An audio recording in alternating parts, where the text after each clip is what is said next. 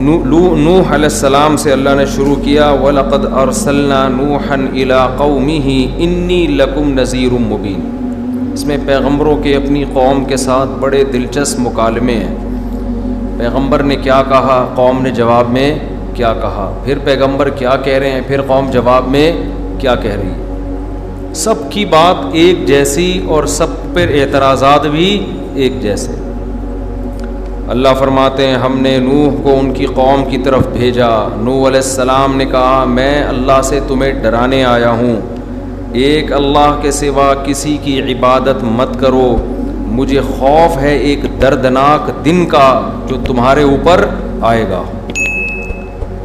قوم کے جو بڑے لوگ تھے، فقال الملأ الذین کفروا من قومہ، قوم کے جو بڑے سردار لوگ تھے انہوں نے کیا کہا، ما نراک الا بشرا مثلنا، آپ ہمارے جیسے انسان ہیں، وما نراک اتبعک الا الذین هم اراذلنا، اور قوم کے سب سے پست ترین غریب مسکین لوگ آپ کو فالو کر رہے ہیں۔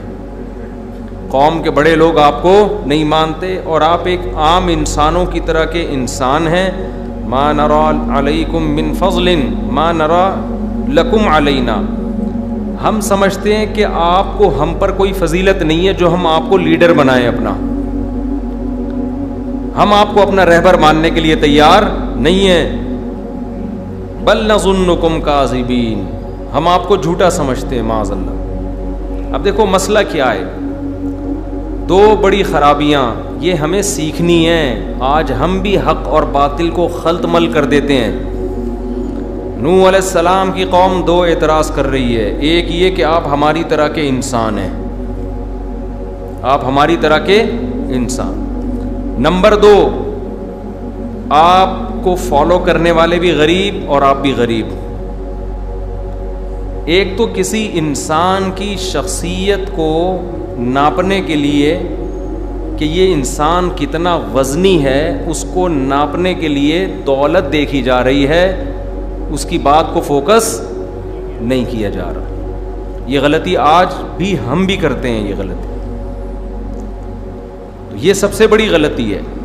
دوسری بات یہ کہ ان کی دلیل کو نہیں دیکھ رہے، ان کے بشر ہونے کو دیکھ رہے ہیں۔ بات کیا کر رہے ہیں، بات وہ کر رہے ہیں کہ ان پتھروں کی عبادت مت کرو، اور جواب کیا کہہ رہے ہیں کہ آپ ہمارے لیڈر کیوں بن رہے ہو، آپ ہمارے لیڈر کیوں بن رہے ہو۔ تو یہ ضدی اور ہٹ دھرم لوگ ہوتے ہیں جو بات کو فالو نہیں کرتے بلکہ شخصیتوں میں عیب تلاش کرتے ہیں کہ وہ کام کیا کر رہا ہے، بات کیا کر رہا ہے۔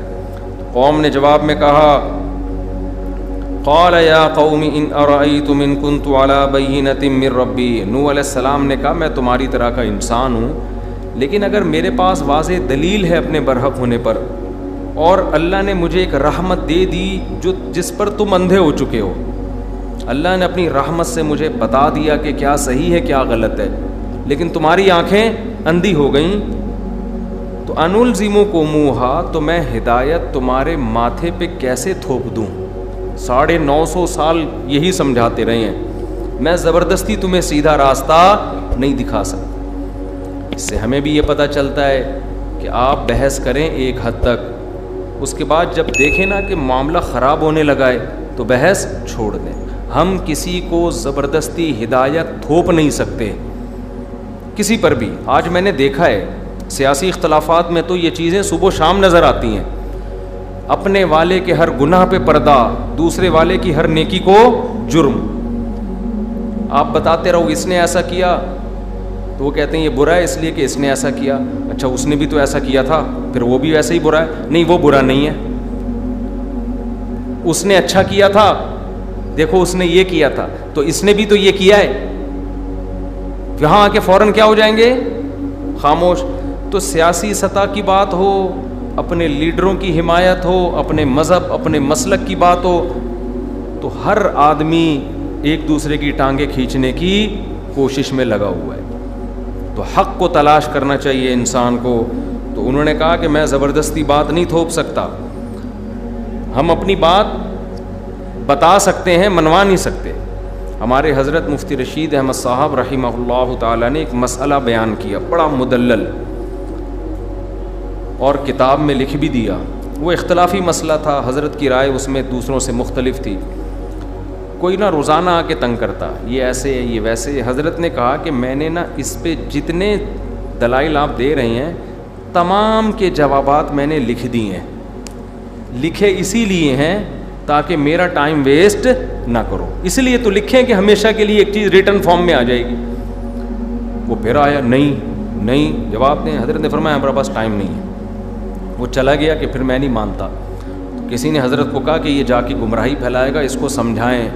حضرت نے فرمایا ہم جس چیز کے مکلف ہیں وہ کام ہم نے پورا کر دیا ہے. اب ہم ڈنڈا لے کے لٹھ لے کے لوگوں کے پیچھے نہیں چل سکتے, اور ہم جاہلوں پہ اپنا ٹائم ویسٹ نہیں کر سکتے. ہدایت اصل میں کس کے ہاتھ میں ہے؟ اللہ کے ہاتھ میں. تو چھوڑ دو, زیادہ ٹینشن نہ لیا کرو مختلف چیزوں کی کہ لوگ آپ کی بات مان کیوں نہیں رہے ہیں.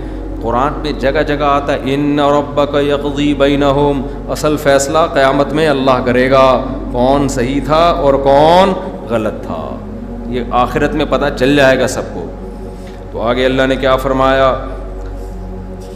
پھر وہ قوم کیا کہنے لگی. نوح علیہ السلام نے قوم سے ایک بات کہی کہ اے میری قوم, میں اتنے عرصے سے تمہیں دعوت دے رہا ہوں, مخالفت کے سوا کچھ بھی حاصل نہیں ہو رہا, اور مجھے اس پہ کچھ مل بھی نہیں رہا ہے. سرداری مل رہی ہو, جہاں لوگ زیادہ جا رہے ہوتے ہیں نا وہاں سب وہی والی باتیں کر رہے ہوتے ہیں. اس سے اور واہ واہ ہو جاتی ہے کہ نہیں ہو جاتی؟ جیسا دیس ویسا بھیس. میں تو پوری قوم کے خلاف بات کر رہا ہوں, تو میرا تو اس میں نہ کوئی مالی فائدہ ہے, لا اسألکم علیہ مالا, اور نہ میں تم سے اس پہ پیسے مانگ رہا ہوں. تو اسی چیز کو دیکھ لو کہ یہ میرے برحق ہونے کی دلیل ہے. اور رہا یہ مسئلہ کہ یہ جو غریب غربا لوگ ہیں ان کے ساتھ بیٹھتے ہوئے تمہیں شرم آتی ہے, ان غریبوں کو میں اپنی محفل سے نکال دوں, تو دیکھو مصلحت کا تو بظاہر تقاضا یہی تھا کہ غریبوں کو نکال دیتے تاکہ قوم کے بڑے بڑے سردار آ جاتے, بات سن لیتے. لیکن اسلام آپ کو اتنی مصلحت کی اجازت دیتا ہے جتنی شریعت اجازت دیتی ہے.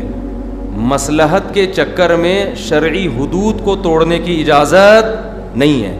بعض لوگ دوسروں کو دین کے قریب کرنے کے لیے ناجائز کام کرنا شروع کر دیتے ہیں. بھائی پہلے اپنے دین کی حفاظت کرنی ہے, دوسرا آئے یا نہ آئے اس سے آپ کے بارے میں اس کے بارے میں آپ سے قیامت کے دن سوال نہیں ہوگا. تو کہاں بات, تو نوح علیہ السلام سے جب قوم نے کہا کہ ان غریبوں کو اپنی محفل سے آپ ہٹاؤ, ہم ان کے ساتھ بیٹھتے ہوئے بالکل بھی اچھے نہیں لگتے, تو نوح علیہ السلام نے کیا کہا, یا قوم من ینصرونی من اللہ ان طردتہم, بتاؤ اگر میں اپنی مجلس سے ان کو نکال دوں گا تو مجھے اللہ کے عذاب سے کون بچائے گا. اس سے پتہ چلتا ہے اللہ کی نظر میں غریبوں کی کتنی ویلیو ہے, ہمارے اور آپ کی نظر میں نہیں ہے, سمجھتے ہو, لیکن اللہ کی نظر میں بہت ویلیو ہے. افلا تذکرون ولا اقول لکم عندی خزائن اللہ, پھر وہ کہتے تھے آپ ہماری طرح کے انسان ہیں. تو نوح علیہ السلام نے یہ نہیں کہا نہیں میں تمہیں ایک ایسا شعبدہ دکھاتا ہوں, ایسا معجزہ دکھاتا ہوں جس سے تمہیں لگے گا کہ میں تمہاری طرح کا انسان نہیں ہوں, میں کچھ الگ ہی, جیسے روحانی ٹوپی ڈرامے کر رہے ہوتے ہیں نا آج کل. نہیں بھائی, ہمارے حضرت تو بہت پہنچے ہوئے ہیں. اس دن سر پہ ہاتھ رکھا, بال نکل آئے, حضرت نے بٹوے میں بتا دیا کتنے پیسے پڑے ہوئے ہیں. پیغمبروں نے کبھی اس قسم کے دعوے نہیں کیے. نوح علیہ السلام نے کہا لا اقول لکم عندی خزائن اللہ, میں نہیں کہتا میرے پاس اللہ کے خزانے ہیں, میں تو غریب مسکین ہوں. ولا عالم الغیب, نہ میں غیب کی خبریں جانتا ہوں کہ مجھ سے پوچھو کل کیا ہوگا. پیغمبر کہہ رہے ہیں ہم نہیں جانتے, اور روحانی ٹوپی ڈرامے کیا کہتے ہیں, کل یہ ہو جائے گا, کل آپ کی شادی ہو جائے گی, کل فلانا ہو جائے گا, کل آپ کا بزنس بڑھ جائے گا, کل ڈرامے باز وہ پیش گوئیاں کی ہیں, پی ٹی آئی کی حکومت دوبارہ آئے گی یا نہیں آئے گی, فلان, وہ پھینکتے رہتے ہیں بیٹھ کے, تو ان کو کچھ بھی پتہ نہیں ہوتا. تو پیغمبر کہہ رہے ہیں لا عالم الغیب. اچھا بڑے ہوشیار ہوتے ہیں ڈرامے باز نا, عامل, یہ کیا کہتے ہیں غیب کا علم اللہ کے سوا کوئی نہیں جانتا, بس ہم تو اس علم کی وجہ سے بتا رہے ہیں جو اللہ نے ہمیں ٹوٹا پھوٹا دیا ہوا ہے. تو یہ غیب ہی کو تو بتا رہے ہو کل کیا ہوگا, اور کیا ہے, تو یہ ڈرامے باز ہوتے ہیں. ولا اقول لکم ولا اقول انی ملک, نہ میں غیب کا علم جانتا ہوں, اور نوح علیہ السلام نے کہا نہ میں یہ کہتا ہوں کہ میں فرشتہ ہوں. یہ بھی میں نہیں کہتا، میں تمہاری طرح کا انسان ہوں. اور آگے نوح علیہ السلام نے بڑی خاندانی بات کی کہ تم جو یہ کہہ رہے ہو نا کہ ان غریبوں کو اپنی محفل سے نکال دیں، یہ آپ کے ساتھ جب ہوتے ہیں تو ہم پھر آپ کے ساتھ اچھے نہیں لگتے، تو نکالنا تو دور کی بات، میں یہ بھی دعویٰ نہیں کہہ سکتا کہ تم ان سے افضل ہو. یہ بھی میں اپنی زبان سے، تم ان کو کہہ رہے ہو پست لوگ ہیں، تو میرے منہ سے تم یہ لفظ نکلوا لو کہ واقعی یہ کمتر لوگ ہیں، یہ بھی میں زبان سے نہیں کہہ سکتا. سمجھ میں آ رہی ہے بات کہ نہیں آ رہی ہے غریبوں؟ نہیں آ رہی سمجھ. وَلَا قُولُوا لِلَّذِينَ تَزْدَرِي أَعْيُنُكُمْ لَن يُؤْتِيَهُمُ اللَّهُ خَيْرًا، جو تمہاری آنکھوں میں رسوا سمجھے جاتے ہیں، کمتر سمجھے جاتے ہیں، میں کبھی نہیں کہتا کہ اللہ ان کو خیر نہیں دے گا. ہو سکتا ہے قیامت کے دن یہ تم سے آگے ہوں. اللہ اعلم بما فی انفسہم، ان کے دلوں میں کیا ہے وہ اللہ جانتا ہے. یہ اصل میں یہ بھی الزام کا جواب ہے. الزام یہ کہ اصل میں غریب لوگ تھے تو ان کو تو کوئی پروٹوکول دینے والا تھا نہیں، تو آپ نے عزت دے دی. جیسے تبلیغ میں کوئی غریب جائے تو کیسے تبلیغ والے ٹانگیں دبا رہے ہوتے ہیں نا، اس کے گھٹنے دبا رہے ہوتے ہیں، ٹانگیں دبا رہے ہوتے ہیں. وہ غریب کہتا ہے یار گھر میں تو آج تک کسی نے یہ عزت نہیں دی، تو چلو 4 مہینے کے لیے تشکیل کرا لو. ہوتا ہے کہ نہیں ہوتا؟ بعض دفعہ ایسا ہوتا بھی ہے. تبلیغ والے اتنی پروٹوکول دے رہے ہوتے ہیں نا ہر آدمی کو، تو ایک بچہ ہے، ایک لڑکا ہے، ایک غریب ہے، ایک رکشے والا ہے، اس کو کبھی یہ عزت معاشرے میں ملی نہیں ہوتی. تبلیغ میں نکل رہا ہوتا ہے تو میں نے دیکھا ہے بریگیڈیئر کرنل لیول کے لوگ ایک رکشے والے کو عزت دے رہے. یہ اللہ کی قسم اپنی آنکھوں سے ہم نے دیکھا ہے دین کی خاطر. پچھلی دفعہ میں اجتماع میں گیا، کراچی کے کروڑ پتی تاجر، کروڑ پتی کا لفظ بھی شاید کم ہوگا، ارب پتی ہوں گے شاید، دیگ پہ بیٹھے ہوئے بریانی بانٹ رہے ہیں. صحیح ہے نا؟ کھانے والے زیادہ تر کون ہیں؟ غریب. کوئی بھی نہیں کہہ سکتا یہ اتنا بڑا تاجر ہے، ایسا لگتا ہے دیگ پہ کسی کو کرائے پہ لا کے بٹھایا. اور ہم تو دیگ کے ڈھکن کے مزے لے رہے تھے وہاں بیٹھ کے نا. دیگ کا جب ڈھکن ہٹتا ہے نا بریانی کا اور ڈڑم کر کے آواز آتی ہے، اس کا مزہ وہی جانتا ہے جس نے دیگوں کی بریانی وہاں بیٹھ کے کھائی ہو. خیر، تو میں سمجھا، میں نے کہا یہ پتہ نہیں کوئی بندہ پکوان سینٹر سے بلوایا ہوگا انہوں نے، وہ خود ہی پکا رہا ہے، وہ خود ہی اجتماع میں کھلا رہا ہے لوگوں کو، صرف اکرام کے لیے کہ لوگ دین پہ آ جائیں. تو یہ ہم نے تبلیغی جماعت میں دیکھا ہے، بریگیڈیئر کرنل لیول کے لوگ وہ رکشے ٹیکسی والوں کے پاؤں دبا رہے ہوتے ہیں، ان کو عزت دے رہے ہوتے ہیں، پروٹوکول دے رہے ہوتے ہیں کہ اللہ کے راستے میں وقت لگ. ان کی نظر میں کوئی فرق نہیں ہوتا کہ رکشے والے کو دین پر لے کر آئیں، ورنہ جو تکبر والا آدمی وہ کہتا ہے ان کو چھوڑو یار، ان کو کیا تبلیغ ہے، 2-4 دین پر آ گئے تو اس سے کیا ہوگا. محنت کرنی ہے تو اونچے لیول پہ بھی الگ سے محنت کرنی چاہیے. اس کی شریعت میں انکار نہیں، بلکہ اس کا بھی الگ سے ثبوت ملتا ہے ہمیں، نبی نے محنت کی الگ سے بھی.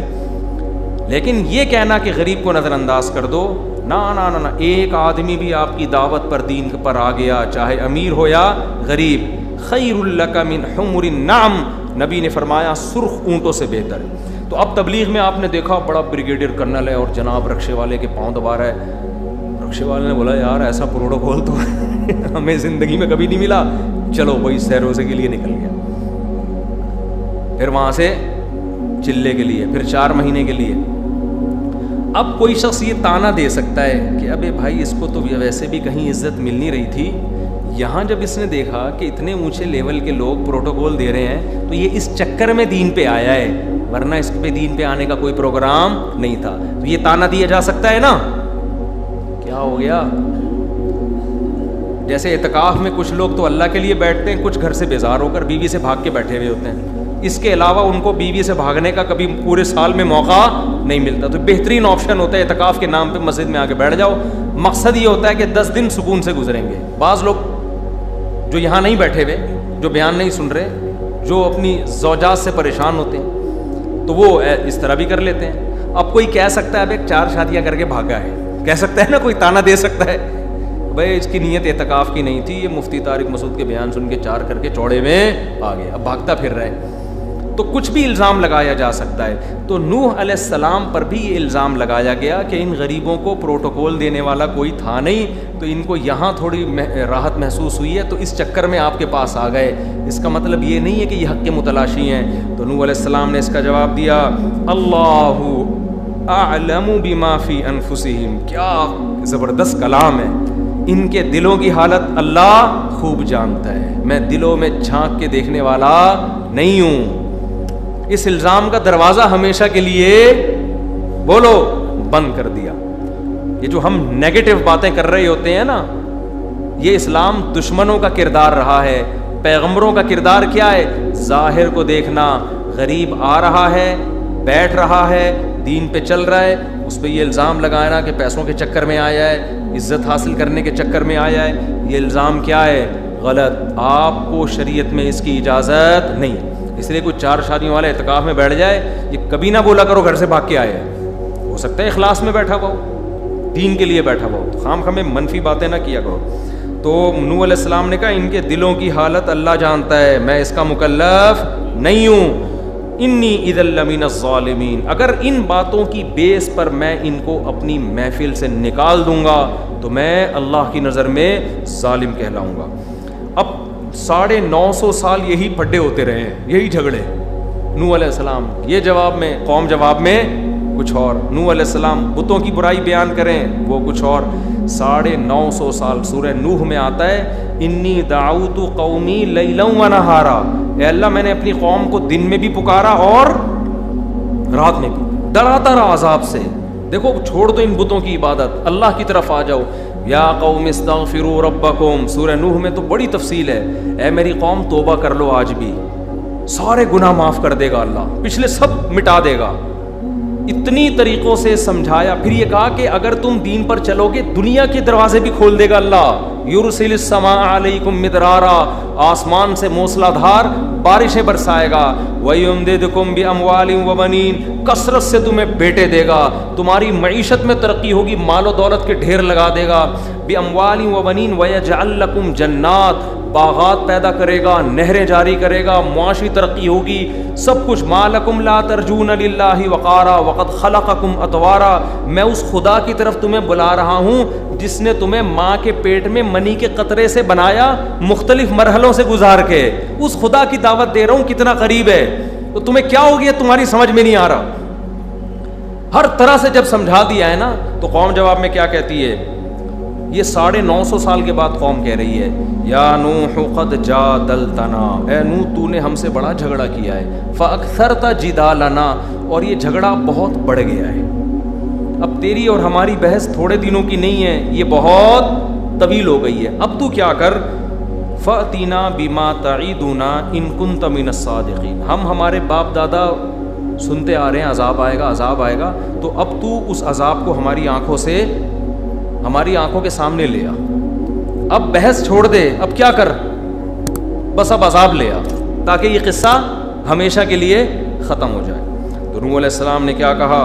انما یاتیکم بہ اللہ، دیکھو اللہ عذاب لائے گا انشاء، اگر وہ اللہ خود چاہے گا، وما انتم بمعجزین، لیکن جب وہ لے کر آ گیا نا تو تم اس کو عذاب میں ہرا نہیں سکتے۔ عذاب آئے گا نہیں آئے گا مجھے نہیں پتا، لیکن اگر وہ چاہے گا تو آئے گا، اور اگر آ گیا تو تم اس کو عذاب میں ہرا نہیں سکتے۔ ولا ينفعکم نصحی، میں نے تمہاری خیر خواہی چاہی تھی، آخرت کی بھلائی بھی اور دنیا کی بھی، لیکن میری نصیحت نے تمہیں فائدہ نہیں پہنچایا، تم یہی سمجھتے رہے کہ میرا ذاتی مفاد ہے اس میں۔ آج بہت سے لوگ ایسے ہوتے ہیں، ان کو سمجھاؤ ہر طرح سے، وہ سمجھتے ہیں ان کا اپنا کوئی ذاتی مفاد ہے، فوج سے پیسے کھائے ہوئے ہیں، اسٹیبلشمنٹ سے پیسے کھائے ہوئے ہیں، الزام لگتے ہیں نا، کوئی بات عوام کے فائدے کی آپ کر کے دیکھو، جس کے اگینسٹ جا رہی ہوگی فوراً الزامات لگانا شروع کر دے گا بغیر تحقیق کے۔ تو کہاں سے کہاں بات چلے گی؟ تو نوح علیہ السلام نے کیا کہا؟ میں تمہاری خیر خواہی چاہ رہا تھا، مگر تمہاری کھوپڑی میں تمہیں خیر خواہی سمجھ میں نہیں آ رہی۔ تو مجھے بھی ایسا ہی لگتا ہے کہ ہم جب بات کرتے ہیں نا عوام کی خیر خواہی کی، تھوڑا سا ان کو ملک سے محبت دل میں ڈالنے کی کوشش کرتے ہیں، تھوڑا سا ان کو جو ہے وہ قریب کرنے کی کوشش کرتے ہیں، تو الٹا بجائے یہ کہ آپ اس پہ پازیٹیو کوئی بات کریں، پازیٹیو ریمارکس دیں۔ میرا ایک بیان پہ ایک خاتون نے کمنٹ کی ہے کہ ابھی چھوڑو، پھر بات نہ پوری ادھر ادھر چلی جائے گی، پھر اس پہ 10 کم، پھر ایک نئی پھٹنا شروع ہو جائے گا، اتنا کافی ہے میرا خیال ہے۔ تو نوح علیہ السلام نے کہا میں نے تمہاری خیر خواہی چاہی تھی، لیکن تمہیں وہ خیر خواہی سمجھ میں نہیں آئی۔ ام یقولون افترا، پھر آگے قرآن کہتا ہے وَأُوحِيَ إِلَىٰ نُوحٍ، ہم نے نوح کو وحی کی انہو لن یؤمن من قومک، کہ آپ کی قوم میں سے اب کوئی بھی مزید ایمان نہیں لائے گا. لہذا اب یہ جو کچھ بھی کر رہے ہیں آپ اس پہ پریشان نہ ہوں. آپ نے کیا کرنا ہے؟ وَاصْنَعِ الْفُلْكَ. دیکھو اللہ نے 950 سال انتظار کیا کہ ایک شخص کے بھی ایمان لانے کی توقع ہے تو اس قوم کو عذاب نہ دیا جائے. ایمان والے کی کتنی قدر ہے اللہ کی نظر میں. اللہ کو پتا تھا کچھ کافر ایسے ہیں جو ابھی ایمان لائیں گے. 950 سال انتظار کرو، عذاب نہ دو. کوئی بھی ایسا کافر جس کے دل میں ذرہ برابر بھی ہدایت کی چاہت تھی نا، اللہ نے اس کا بھی انتظار کیا. جب وہ آخری کافر مسلمان ہوئے جو 40 یا 80 لوگ تھے ٹوٹل مسلمان ہونے والے، اب اللہ کے علم میں یہ تھا کہ اب ان میں سے مزید کوئی مسلمان نہیں ہوگا. تو اللہ فرماتے ہیں ہم نے نوح سے کہا کہ تو کشتی تیار کر بِأَعْيُنِنَا، ہماری نظروں کے سامنے، اور ہماری وحی اور ہماری ہدایات کے مطابق جیسے جیسے ہم کہہ رہے ہیں. اور اب مجھ سے ان لوگوں کی مغفرت کی بات نہ کرنا. وَلَا تُخَاطِبْنِي فِي الَّذِينَ ظَلَمُوا، میرا فیصلہ ہے کہ انہوں نے غرق ہونا ہے. قرآن کہہ رہا ہے نوح علیہ السلام کشتی بنا رہے تھے. كُلَّمَا مَرَّ عَلَيْهِ مَلَأٌ مِّن قَوْمِهِ، جب بھی قوم کے بڑے بڑے لوگ، سردار لوگ، ہمیشہ گڑبڑ کون کر رہے ہیں؟ سردار لوگ، غریب لوگ نہیں کر رہے. کافروں میں بھی جو غریب ہے نا ان کو اتنا مسئلہ نہیں ہو رہا. مسئلہ کس کو ہو رہا ہے؟ بڑے لوگوں.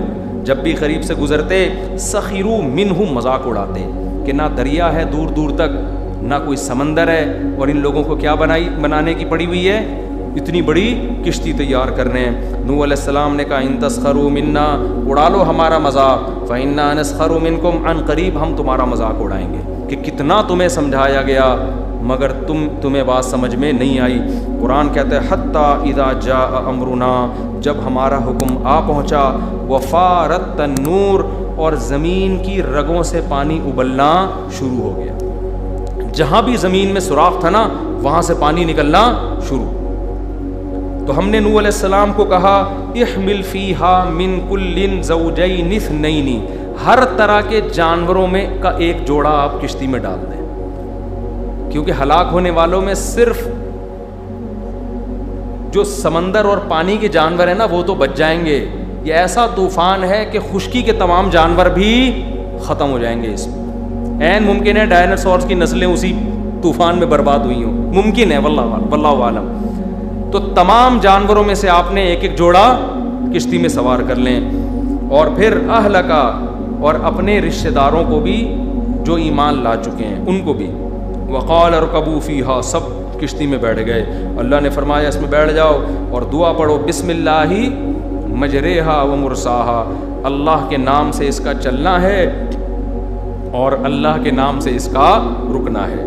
ان ربی لغفور الرحیم، بے شک میرا رب مغفرت کرنے والا رحم کرنے والا ہے. قرآن کہہ رہا ہے وہی تجری بہم فی موج کالجبال، آسمان سے ایسا پانی برسا، دوسرے مقام پر آتا ہے پانی انڈیلنا شروع کیا ہم نے. اتنی بارش اور زمین کی رگوں سے ایسا پانی ابلنا شروع کہ قرآن کہہ رہا ہے تھوڑی دیر میں منظر کیا ہے؟ تجری بہم فی موج کالجبال، پہاڑ کی طرح موجوں میں کشتی تیر رہی ہے. اور کیا ہے؟ ونادا نوح ابنہ، حضرت نوح علیہ السلام نے اپنے بیٹے کو دیکھا کہ پہاڑ کے کنارے پہ کھڑا ہوا ہے. تو نوح علیہ السلام نے اس سے کہا ارکم معنا، اب بھی وقت ہے میرے ساتھ سوار ہو جا اور کافروں کے ساتھ نہ ہو. قال سآوی الی جبل، نوح علیہ السلام کا بیٹا کہتا ہے میں عن قریب ایک پہاڑ پہ چڑھ جاؤں گا، یعصمنی من الماء، جو مجھے پانی سے بچا لے. آج بھی ہمیں ایسے بدبخت نظر آتے ہیں، دلائل کے انبار لگا دیں، وہ تعویلات کا دروازہ ان کا بند نہیں ہوتا. تو وہ بھی کہہ رہا ہے بھائی ٹھیک ہے، نیچرل ہے، بارش بھی ہوتی ہے، طوفان بھی ہوتے ہیں. ہم پہلے سمجھ رہے تھے آپ مذاق کر رہے ہیں، لیکن یہ کہ یہ تو حقیقت میں ہے، تو کوئی مسئلہ نہیں، پہاڑ پر تک تھوڑی پہنچے گا پانی. تو نوح علیہ السلام نے کیا کہا؟ لا عاصم اليوم من امر اللہ، اللہ کے حکم سے آج کوئی کسی کو نہیں بچا سکتا سوائے وہ جس پر اللہ رحم کرے. قرآن کہہ رہا ہے ابھی نوح علیہ السلام کا اپنے بیٹے کے ساتھ یہ مکالمہ ہو رہا ہے، اسی دوران ایک بڑی لہر آئی، فکان من المغرقین، اور نوح علیہ السلام کے بیٹے کو ان کی آنکھوں کے سامنے غرق کر دیا. قرآن کہتا ہے وقیل یا ارض ابلعی ماءکی، ہم نے کہا اے زمین پانی کو نگل جا. یہ بلاغت ہے قرآن کی. جب سب ہلاک ہو گئے نا تو اللہ کہتا ہے ہم نے زمین کو حکم دیا پانی کو نگلنا شروع کر، جذب کرنے کا حکم نہیں دیا. اس لیے کہ اتنا پانی تھا جذب ہوتے ہوتے پتہ نہیں کتنے سال لگ جاتے، زمین رہنے کے قابل نہیں بچتی. ہم نے کہا ابلعی، نگل اس کو، گھونٹ بھر بھر کے پانی خشک کرنا شروع کر. ویا سماء اقلعی، اور اے آسمان اس پانی کو اکھاڑ دے. یعنی گویا اتنا پانی آسمان سے برس رہا تھا جیسے آسمان سے کوئی چیز چپک گئی ہو. تو اللہ نے کہا آسمان تو پانی کو اکھاڑ دے. وغیض الماء وقضی الامر، اور پانی خشک کر دیا گیا اور جو فیصلہ تھا وہ کر دیا گیا. واستوت علی الجودی، اور جودی پہاڑ پر نوح علیہ السلام کی کشتی آ کے رک گئی. وقیل بعدا للقوم الظالمین، اور کہا گیا کہ لعنت ہو ان لوگوں پر جو ظالم تھے. پھر کیا ہوا ہے؟ نوح علیہ السلام نے اللہ کو پکارا، ہے اللہ تیرا وعدہ تھا تو میرے اہل کو بچائے گا، میرا بیٹا بھی میرے اہل میں تھا. اللہ نے آپ کو سخت تنبیہ کی کہ اے نوح آپ کا بیٹا آپ کے اہل میں سے نہیں ہے، اس لیے کہ وہ برے عمل کرتا تھا. قال، پھر نوح علیہ السلام نے اللہ سے توبہ کی کہ میں نے تیرے سے یہ سوال کیا، میں اس پہ استغفار کرتا ہوں. قیل یا نوح اہبط بسلام، قرآن کہتے ہیں ہم نے نوح سے کہا کہ اب سلامتی کے ساتھ زمین پہ اتر جا. پوری زمین پر کوئی اللہ کا انکار کرنے والا بولو نہیں. یہ جو طوفان آیا تھا نا، اس میں زمین پہ کوئی متنفس بھی زندہ نہیں بچا تھا. تو سارے، یہ ایک دفعہ نوح علیہ السلام کے دور میں ہوا ہے کہ جتنے لوگ زمین پہ تھے سارے مسلمان نیک، اور ایک دفعہ یہ حضرت عیسیٰ ابن مریم کے آنے کے بعد ہوگا کہ پوری روئے زمین پر کوئی بھی ایسا نہیں ہوگا جو اللہ کا انکار کرنے والا ہو. تو یہ 2 دفعہ ہوگا. ایک نوح، لیکن اس وقت آبادی کم تھی. حضرت عیسیٰ علیہ السلام کے زمانے میں آبادی اپنے عروج پہ پہنچ چکی ہوگی. تو نوح علیہ السلام سے ہم نے کہا اہبط بسلام، سلامتی کے ساتھ اتر جا. وبرکات علیک، سلامتی اور برکتیں، اور جو لوگ آپ کے ساتھ ہیں ان پر بھی اللہ کی برکتیں. اور پھر اللہ نے پیش گوئی کی، خبر دے دی وَأُمَمٌ سَنُمَتِّعُهُمْ، اب تیری اولاد کو میں نوازوں گا، دنیا اور آخرت کی نعمتیں دوں گا. ثُمَّ يَمَسُّهُم مِّنَّا عَذَابٌ أَلِيمٌ، لیکن ایک وقت آئے گا کہ ان کو پھر دوبارہ دردناک عذاب ہوگا. یہ پھر اسی برائیوں کی طرف نسلیں ان کی چلی جائیں گی. اور وہ کون سی نسلیں تھیں؟ وہ قوم عاد، جن کا اللہ نے اگلی آیتوں میں تذکرہ کیا.